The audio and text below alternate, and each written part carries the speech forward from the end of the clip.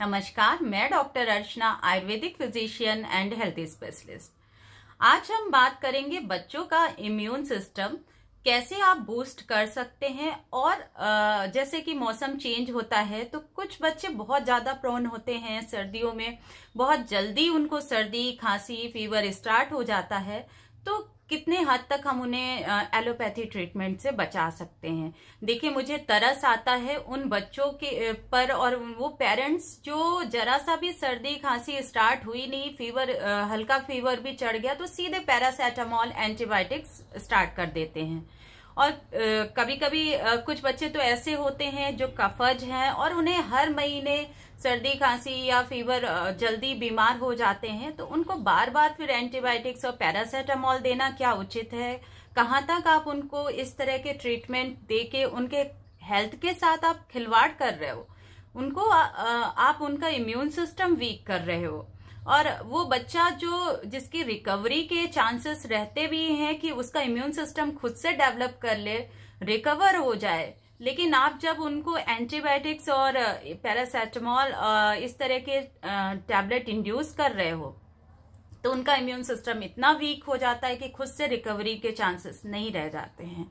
तो ये बच्चों के हेल्थ के साथ आप बहुत बड़ा खिलवाड़ कर रहे हो, बच्चों की हेल्थ खराब कर रहे हो। और इस तरह बहुत जल्दी जल्दी एलोपैथी ट्रीटमेंट इंड्यूस करना सही नहीं। हाँ, अगर हालत गंभीर है या फीवर तेज हो रहा है और कंट्रोल पे नहीं आ रहा है तो फिर आप डॉक्टर को दिखाइए। लेकिन खुद से आप एंटीबायोटिक्स, ऑफ्लॉक्सासिन है, एजिथ्रोमाइसिन है, पैरासेटामोल है, खुद से आप डिसाइड करके बच्चों को इंड्यूस करते रहते हो, वो बहुत गलत है। तो इस पूरे वीडियो में मैं आपको बताऊंगी कि सिंपल सर्दी खांसी और वायरल फीवर होने पे क्या प्रिकॉशंस आप करके बच्चों को ठीक कर सकते हो।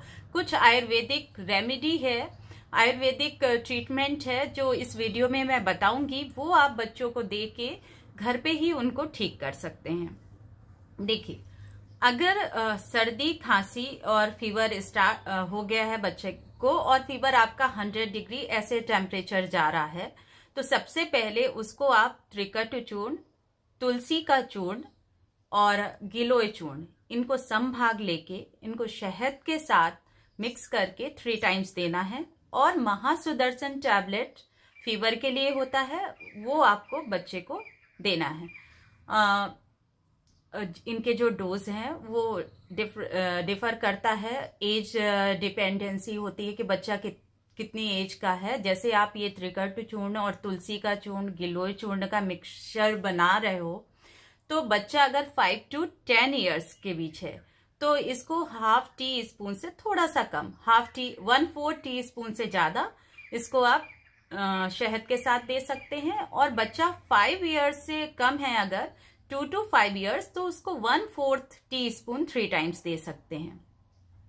और बच्चा 1 से 2 साल के बीच है तो उसको एक चुटकी 3 टाइम्स देना है इनको मिला के। अगर बच्चे को साथ में खांसी भी हो रही है, कफ हो रहा है, तो आप तालिशादी और सीतोप्लादी का मिक्सचर बना के 1/4 टीस्पून इसको भी शहद के साथ देंगे। महासुदर्शन टैबलेट, एक टैबलेट आप उसको 3 टाइम्स दोगे, बच्चा अगर 5 to 10 ईयर्स के बीच है। अब ये जो मेडिसिन है ये तो मैंने बता दी है, लेकिन इसका डोज बहुत ध्यान से देना है। और हो सके तो किसी आयुर्वेदिक डॉक्टर या आप हमसे भी संपर्क कर सकते हैं कि किस तरह बच्चों को ये दवाइयां इंड्यूस करवाना है, देना है।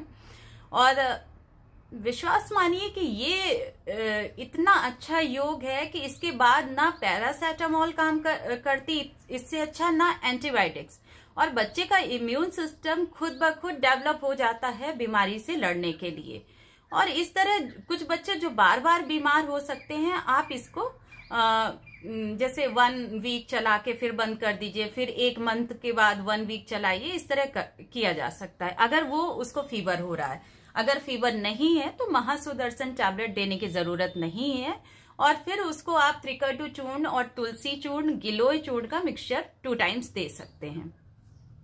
अब अगर आपका बच्चा एलर्जिक है और बार बार बीमार हो रहा है, कफज है, तो उसके लिए बहुत अच्छा हमारा आयुर्वेदिक ट्रीटमेंट जाता है जिससे उसका इम्यून सिस्टम भी बूस्ट होता है, मेमोरी पावर भी बूस्ट होता है और बच्चे की हेल्थ भी डेवलप होती है। कई बच्चे होते हैं जिनको भूख नहीं लगती, उनकी हेल्थ डेवलप नहीं हो रही है, तो उसके लिए आप हमसे संपर्क कर सकते हैं, हमारा नंबर दिया हुआ है।